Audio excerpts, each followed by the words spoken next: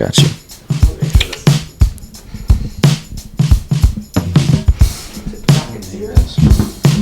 Family Friends, episode 16.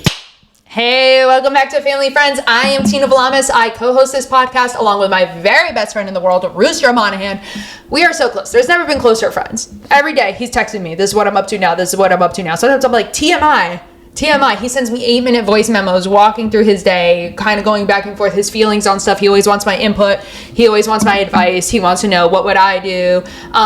So we're very, very close. So we thought when we started this podcast, it'd be so easy to line up our times, but it just is not so easy. And it's like, it's hard because it's like we see each other socially all the time still, but it's like, what are we going to do? Like whip out microphones at the bar and start recording? We can't do that at the bar. What are we going to do? On our ferry ride, whip out microphones? No, we're on the ferry. We're going to the beach with our friends. Yeah, it's March. Who cares? Anyway, it'll be April when this comes out. Anyway, what I mean to say is Rooster's not here again. And that's sad. But we do have a special guest here. I'm excited to interview them. Please welcome to the podcast, Ben Miller. Ben? Tina. What's up, Ben? What's up, Tina? So, How are you? I'm good. It's a good. pleasure Better than as the always. last time you saw me. Yeah, that was a tough day. That was a tough day. It was a bad day the last time you saw me. We don't have to get into it if you don't want to, but we can. It'd be good to talk about it a little bit, but then Yeah. move on to something more positive. Moving on up. This is why it's like you're always singing a little something. Always got a little tune. And it makes me feel so much better Yeah. to be around you. That's been the feedback I've gotten from most friends is the songs The songs help. The songs are inspiring me to move on up. That's a good one. That's always a Love classic to that. go back to. Inspiring me to move on up. It's funny. The rhythm is not intuitive, but it is catchy. Yeah. I'll just explain a little bit of what happened Sure. last time we hung out. Last time we hung out, we were with a big group of friends, me and Ben. And I lost at ping pong. And it's like, it was supposed to be a fun thing we were all doing. I got 2 in it. I reverted to the worst version of myself. Yeah. And Ben was there, had a little song for me. I said, He "Ping found me pong, crying so don't hard. Don't you worry, ping pong, don't you worry, ping pong, don't you worry, it's just a game." And that helped me Yeah. so much. And now that happens to me when I'm stressed about anything like work, family, friends, life, anything. I think ping pong, don't you worry. Ping pong, don't you worry. Ping pong, don't you worry. It's just a game. And I sing that even when it's not about ping pong. No, it's good. It's good for everything. You can sort of layer it It on actually anything. is. Honestly. It is. Ping pong, don't you worry. It's just a game. It's just a game. It's just a game. Yeah, because that day I was like, You get into games. You found me in the bathroom. You and stall. Rooster I was get into like, games. I remember we were all together. Yeah. You were playing ping pong, and I remember Will said, "Don't let them up together." Yeah. And then Rooster and Tina got up and you guys had a bit of a fight. We had a bit of a fight, and that happens sometimes when we play games because And I have you this were thing with receptive games. to the song. Rooster was not. No, and I could have told you that. Unfortunately, I could have told you he's not going to want this song right now. Doesn't have a lot of songs in his heart. That's a difference we have. That's the difference. I'm comforted by song. Rooster is not. Not. He's comforted Maybe- by a scorecard in a ping pong bar. He's comforted by a win. I think he would be comforted if the song was organic. It was premeditated, the song. Yeah. Because I have other friends. I knew the ping pong would work. Yeah, he doesn't want to be preached out through a song. I feel like if he was alone, upset, and the bar started playing a song, Fine. like, have Totally you ever fine. seen The Rain? That would make him maybe calm down. But he doesn't want to be sung at by another man. No, yeah, that's the And problem. he's told me that before. Yeah, that's the It's problem. come up in a different way Really? that he doesn't want to be. Well, he won't go to a musical. Is that right? He doesn't won't. want to be. He feels it's. He refuses to. He feels it's too much. Well, maybe I'll try like a hum with him. Next time I'm around him, just try a hum. And if he seems... yeah. Try rocking him. Rocking him physically? Yeah. Arms around. Make it look like Buddy's just hanging out, but the motion and the humming, if he's anything like a baby, it will work. I've seen a lot of buddies just hanging out, just rocking together. Yeah, I mean, at bars, yeah. Of course. Yeah, well, that's just a little... Whoa, birds outside. Oops. That's beside the point. That's fine. That's beside the point. Yeah.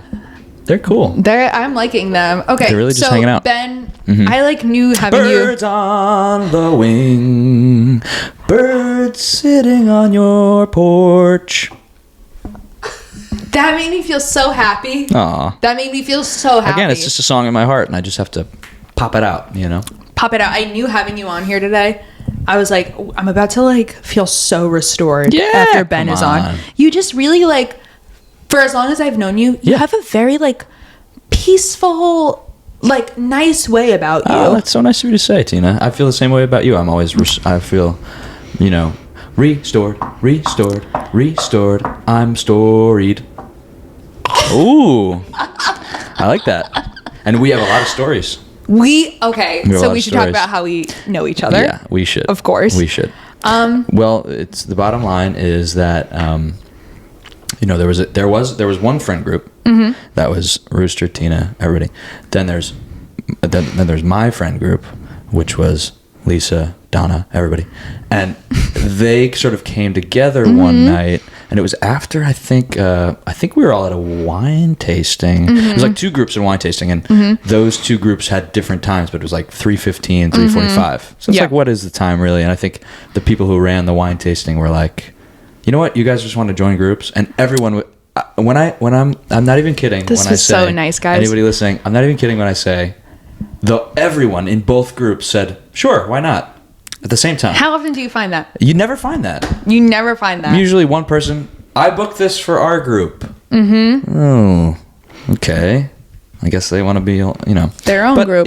16, they have enough wine. They What's the have problem? enough wine. So 16 of us, now the 16 of us, we do bi-monthly hangs. Which I love that our friend group does that because Yeah. it's like, that's a reasonable amount to be hanging out Totally as a group reasonable. of 16 people. 16 is a lot to get the schedule together. And, Yeah. you know, you and Rooster can't even get the two of you in here for a thing. So, I know, which it's like, I wanted to kind of ask your advice on that. sure. Because Rooster's not going to listen if you ask him. Okay. Why do you think it's so hard for us to meet at the same time in the same place? Hard for us to meet. Hard for us to meet at the same time, same place. That was genuinely very, very good at the I end. just felt like there was a rock element to that. What you said. I said liked that there was struggle. No, There was the ones grit. earlier were lullaby. Yeah, that was a gritty and then one. that was rock in a way that was really great. Yeah, yeah. You think it stems from the ping pong thing, or is it different? If I'm being honest, I think we're probably both mad separately about the ping pong thing. And you think that some of these sort of lapses in scheduling are like, fuck you, I want to. I think so. Oh, you're guilty of that as well, or you think Rooster mostly? I'm guilty of that as well. I have anger as well. So maybe you guys need to come together about the ping pong match and have another one and settle it once and for all. You know what? That's the problem. Is that I feel like you both feel that way. So and I if shouldn't I be was in the thinking room, that I'd way. say, oh, "Let it go, let it go," That's really good. which is from Frozen. That's not one of my own. Thank you. That'll be noted in the episode. Yeah. Okay. Okay. Good. So what you're saying is me and Rooster should have a tennis match. No. And the winner of the tennis. Okay. I wouldn't upgrade to a higher form of the sport. I'd eliminate it completely. I thought maybe if it's bigger stuff. Okay. No. Bigger balls. Damn. This is why you. Put the This is balls why away. you're the smart guy. Put the balls away. Okay. Put the balls away.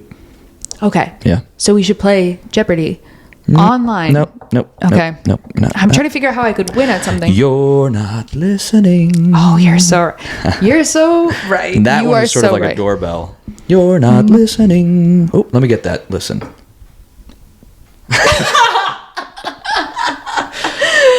That's so true, and I never thought of it that way. Okay, But I think just have a conversation. okay, I will try that. Just have a conversation What should my and say- opening line be? It should be I feel statements. I feel that the last time I we feel played you ping were pong. being dumb when we played. I feel you were Try vicious. again. Try again. Try that sentence again. I feel I've got worked up There you go. playing ping pong, There you go. and so did you, and yours was worse. You know what? I'd probably cut the last part. You could say so did you. I felt that you did as well, and maybe see what he responds with. And I'll call him. I'll call him and He's not gonna want you to call him. no, but I'll promise no singing. He's told me. He says I don't want Ben giving Well, me this is a advice. question I wanted to ask you. Does Rooster like me?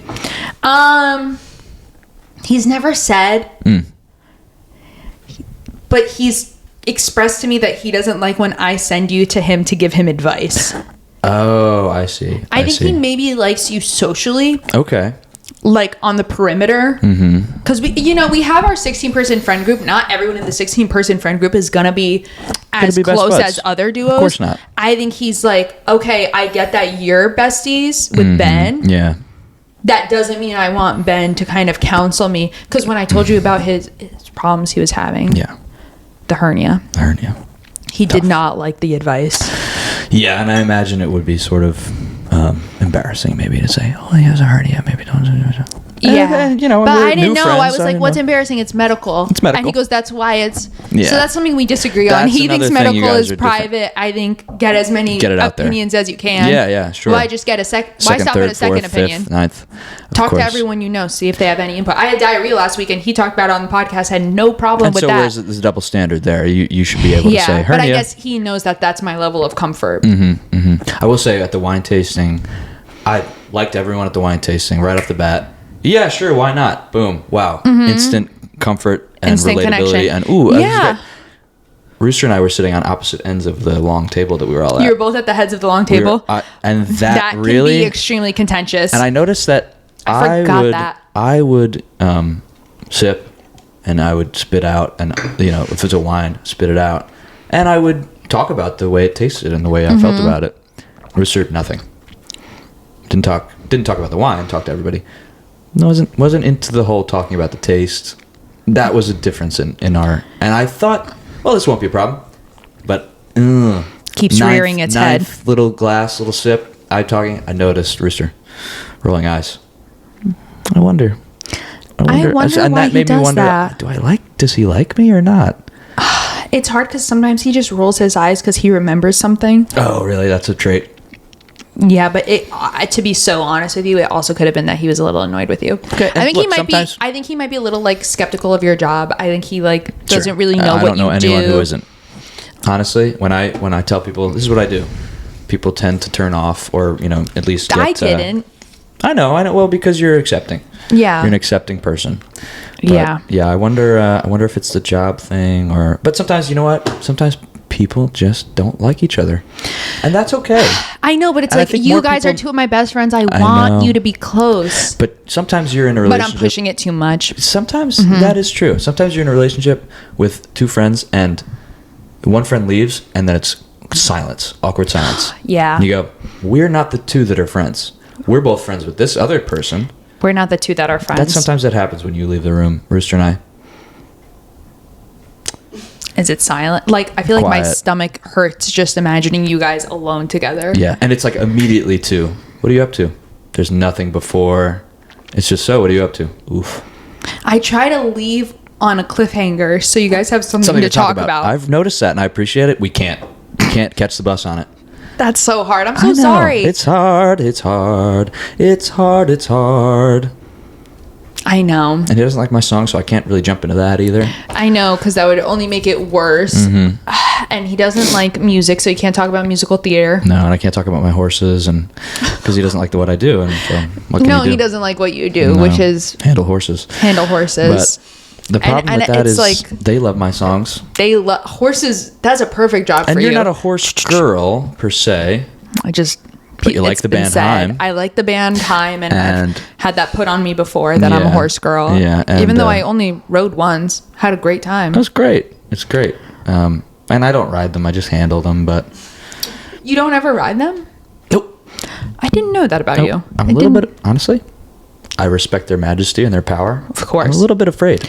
They're bigger than anyone thinks. Yes. And you know that better than anyone. And strong. Handling them. And strong. I handle them. Clydesdales mostly? Yeah. Big ones. Yeah, those are huge. I would be scared. My friend got stepped on by a horse when we were in 4th grade. No. Yep. Stepped on it. What was she doing on the ground? Her spleen. The horse jostled her off, then stepped on her. Oh, no. What was she doing on the ground? Yeah. She was just kind of laying around. I'm not immediately blaming her. No. She was. I'm just on the. A lot of the time, I'm on the horse's side because I handled them. Of course, but she got jostled and then stepped, and it was very. Which, looking back, this is maybe crazy, but we went into 4th grade the next day, and our teacher was like, "Guys, whoa, this is what happened yesterday." A wild announcement. We all gotta make cards, and I was crying. This is one of my best friends. I'm like, "What the hell?" Her spleen got ruptured by a horse's It's foot? like that's a very serious injury. But Totally. thank God she's okay. Yeah. Look, anytime there's a horse-related injury, I just pray that that person gets back on the horse, that they're not fully afraid of horses the rest of their life, because horses are such beautiful creatures. If I can get on a soapbox for a minute, please. Beautiful creatures, the manes, the noses, their sense of timing, and just the way that they roam. And when you handle horses, you know, some people are like, horse perv. Why? Because I handle them? Because I touch them? Because they need to be massaged? Who has said that? Oh, people. Well, what was that last thing? Need to be massaged. When what? When do they need a massage? Well, before mating, you know, mating rituals and after races. Sometimes I work at racetracks. I like you, Ben. Maybe I think the way you're saying it, it's coming out wrong. Oh yeah, okay. I'll take that. Okay. Pre-nut.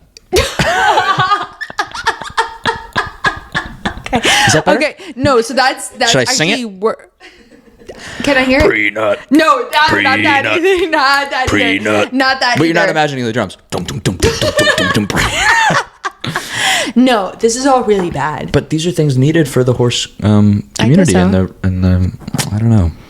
I guess the horse is. Look, it's the hard reality of you know, being a horse handler. Sometimes you need to handle a hard reality. Handle them in good Come on, Tina. Sorry. I'm sorry. Don't go there. Now I know not to go there. It's hard not to. It's funny. But it's not appropriate. And I'm fine with it. But, you know, it is a serious thing. A lot of people don't know. Horse handling. You handle them. Look, if you can't handle me in my bad times, you don't deserve to handle me in my good. That's something that I feel the horses relate to us. The team. What do you mean? The team of horse handlers. Are you saying if you can't handle me at my worst, you don't deserve me at my best? I'm saying those are what the horses tell us. How do they communicate to you, Ben? Let's say a horse is moody, and I try and engage, and maybe I come in with a little bit of a hot head, and I say, hey, calm down, horse. I totally know how that feels. I know how it feels to be the horse. I know how it feels to be you. Exactly. So the problem is that when you come at them with being moody, you can't handle me at my horse worst. You don't deserve me at my horse best. So the horse moody, I come up. What's up? It's better to come in with a what's up than a hey. Right. What's up? Because then they think you want to know what's going on. Yeah, you're not trying to already shut them this way, down. Horse is in a good mood, and I come in with a okay. A lot of people don't know. With horse handling, it's about how you touch the horses. It's about how you engage with the horses. It's also about the first sound you make when you see them. Okay. Hey, bad. What's up? Good. Okay, great. Because okay makes it seem like if someone greeted me that way, I would be like, oh, they think I already have a great vibe and they want to be part of it more. That's exactly right. And then they're loosened up and you can handle. I actually would love if someone approached me like that when I was having a bad day. Okay. Or which one? Like, okay. Okay. Like if they're like, I see you. I see you. There was a friend I had in college who would always go, okay. Horse or human? Human. Okay. Really good question. And one night I was like, wore sweatpants to class and was just feeling like scrubby. Yeah. And she goes, okay, comfy. And it made me feel like, I was like, yeah, whatever. Like, I'm comfy today. Yeah, like, whatever. Like, yeah, okay, comfy. That's like, great. I felt great. That's kind of what you do to the horses. Kind of what I do to the horses. Okay, horse. Okay, whatever their horse name is. And, that's just fun. That's great. Yeah. I have actually, it's funny you bring that up because I have a friend who's all about positivity. Oh, I love that. And she's a fellow horse handler with a horse me. Girl? She's a horse girl. Certified. Guilty. Certified horse Guilty. girl. She listens to a lot of Heim. But she has a product that I love, and it's all about positivity. It's all about brightening your day in the same way that OK Comfy can. And so this is such a great product, and I wanted to ask you because you're such a great entertainer. Stop. And people listen to you. I'm quitting. Really? Anyway. Uh-oh. Well, I need you to talk to me later. Okay. Struggling to put some pep in your step on the daily? Want to have a boost of energy midday that'll last you through the off season? Well, now you can. Thanks to World Series Win in a Can. World Series Win in a Can is 16 ounces of pure hard work paid off without any of the hard work. If you've ever teared up watching one of the 30 MLB teams take the cake in the Fall Classic and thought, damn, that must feel good. Now you can know that it does without ever having to lace up a cleat. Crack open a cold World Series Win in a Can and jump up and down back to the office from lunch like a little kid on a new trampoline. Or an adult man who's done nothing but BP for 36 years and finally feels it was all worth it. And you never have to dirty a jersey. World Series Win in a Can is simply put the fucking best. What is the liquid inside the can? Don't worry about it. Just drink up and wild out. World Series Win in a Can. Beam from ear to ear and jump on all your teammates because you deserve to. Because you just won the fucking World Series. Wink. This is a really, really good product. And it really works. It really works. I think it's sensational. I would love to feel this because I'm never going to know what it feels like to win a baseball game. And neither am I. We, at this point in our lives, will never know that. But let me tell you something. It's not a baseball game. It's the fucking World Series. We'll never know what it's like to win the fucking World Series. I'll never know what it's like to win the World Series, ever. I might win the World Series of horse handling. Someday. I know you're in your busy season for that. How are you feeling? Season. It's great. It's great. We're all geared up. I'm handling a lot of horses at the moment. And it's going to be great. I mean, it's an awesome time for the community to come together. Yeah. And obviously it's a competition. That's really cool. Obviously, people are, the way that we do it, it's sort of like the dog show, the Westminster Dog Show. But instead of tricks and walking around, it's just people in a stadium massaging horses. And a judge but doing comes around. other stuff, right? Oh yeah, other stuff. The massage is the big. So that's the why big do hit. you say? I think you dig yourself in a hole. Because why do you say massage first? I'm talking about thighs, legs, No, stomach. No, It's important. It's important. They need to feel rested and relaxed. To get off this topic, not that I want to get off this topic, but I want. Don't say get off when you talk about the topic because. Please. I'm not. I'm just saying. Please. Okay. I would love that, but instead of World Series Win in a can, win Olympic gymnastics in a can. That's a good Because every time I watch the Olympic gymnastics, I go, I will never know that feeling. Never know that feeling. Of flipping crazy and then going, doing a little arm flick and winning, being 16. Being 16 and I'll never know that. having that glory there. Being That's 16, awesome. muscular as hell. Yeah. I'll never know that. It's a big difference in terms of the person in the sport. The baseball is like, you're like almost 40 years old and you're I don't want to big know dude that who just swings a bat all day.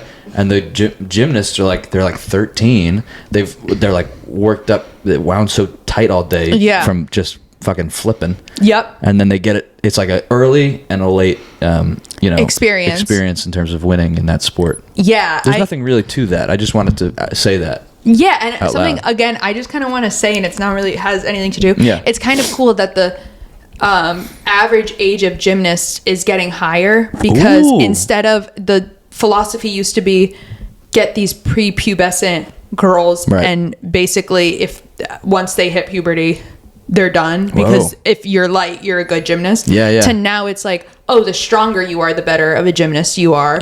And because they're not encouraging them to starve themselves and like partake in unsafe practices, these gymnasts have a lot more longevity. Anyway, that's awesome. You ever seen that video of, I think it's Michaela Maroney, she does the vault or whatever? Yes. And she lands it perfectly, and the judge, I saw it on like an Instagram reel the other day, the judge, they zoom in and one of the judges, she lands it and the judge just goes, awesome. I want that feeling in a can. I want that feeling. I'll tell my friend Shay because she does this horse handling, but it's her side business is World Series in a can. But a great pair would be Olympic gold in a can. And for a couple's strength, it could be figure skating win in a can. Because it's like when you see the figure skaters and how you're like, what must that feel like to like pull that off? Like they must like. That is crazy. Yes. And when they win and they're crying together, I'm like, what's that feeling? Yeah. Awful. The closest I'll come is a long form improv set. Really? That's your hype. That's the closest I'll get. I just thought of when figure skaters are going and a fall happens. That moment. And then everyone falls because it's in their head. Yes. No, because everyone after them. Oh. Because then it's in their head. Yeah. It's like when people are. Everyone falls sometimes. Get back up. Put that skate on the ice and go. It's really, really good. Thanks. That's really good. That would be like a sort of inspirational. Like if someone fell at the Olympics, I'd like to get on a God mic and sing that. Pause the music. I can't pause say it the would music, make them feel better. Pause the Tchaikovsky. Everyone, whatever I said. I think that would be good. Mm-hmm. And listen, I want to hang out with you. Mm-hmm. I know I'm being pushy. Yeah. I want you and Rooster to connect. If we don't, it's fine. I don't know why people who aren't friends and will not be friends try to be friends so hard. Because I want them all too. Okay. So here's what you could do. Okay. I would love if you could go to Denver. I'm there. April 10th through 13th. And the 10th, he is co-headlining Western Sky Bar. That's this amazing. is Rooster Monahan. Sure. My best friend. Right. April 14th. Yeah. I'd love if you could come to Mod Night at Upright Citizens Brigade, UCB. Okay, I'll be there. April 15th. Yes. Through 20. Hope your bag is still packed. You're heading to Chicago. I'll go. April 26th. Yes. He's doing Rat Candy at Second City. Amazing.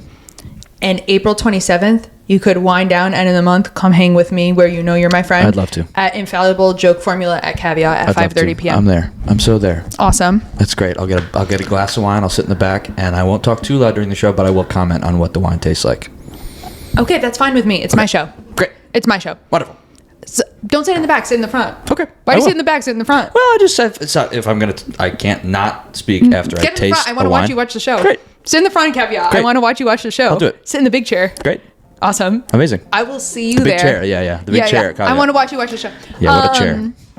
Thank you so much for coming on. Thank you. feel better. I just feel better. Oh, stop. Good luck on your horse season. And Lexi, what a pleasure. What a pleasure to meet you, Lexi. For me. Yeah. Thank you. All for you, Lexi. And Lexi, the next time the 16 peeps hang out, swing by. Yep. Swing 17. We could I use think the we found a 17. We could use a 17 and 18. Bring Jess. Mm-hmm. We could use 2 more. Okay, great. Okay. Off pod. I want to talk to you about how I'm quitting. Okay. Okay. Bye, guys. Thank you. Family Friends is a podcast created by Rooster Monahan and Tina Vlamis. Produced by Rooster Monahan, Tina Vlamis, and Lexi Leach. Edited by Rooster Monahan. Thanks for listening. See you at the next one.